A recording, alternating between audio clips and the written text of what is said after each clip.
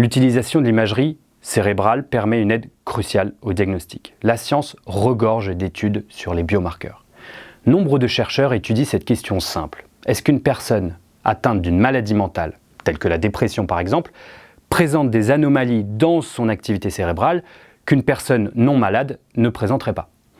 Eh bien, figurez-vous qu'il y a aujourd'hui un peu moins d'une quinzaine de ces biomarqueurs assez fiables pour pouvoir être recommandés dans la pratique courante, mais qu'aucun professionnel n'a les moyens de mesurer dû à la non-possession d'une imagerie cérébrale. Nous pouvons voir cet outil comme un questionnaire ou une échelle standardisée, mais au lieu de questionner le patient, avec tous les biais que cela peut comporter, on questionne le cerveau directement, qui lui ne parle qu'une seule langue.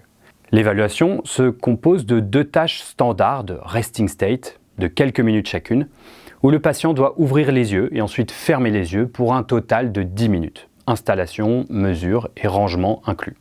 Nous avons sélectionné parmi la littérature scientifique les biomarqueurs qui ont au moins 80% de sensibilité et de spécificité, tels que les biomarqueurs du TDAH, trouble déficitaire de l'attention avec ou sans hyperactivité, du trouble du spectre autistique, du burn-out, de la dépression, de l'insomnie chronique ou du syndrome anxieux social.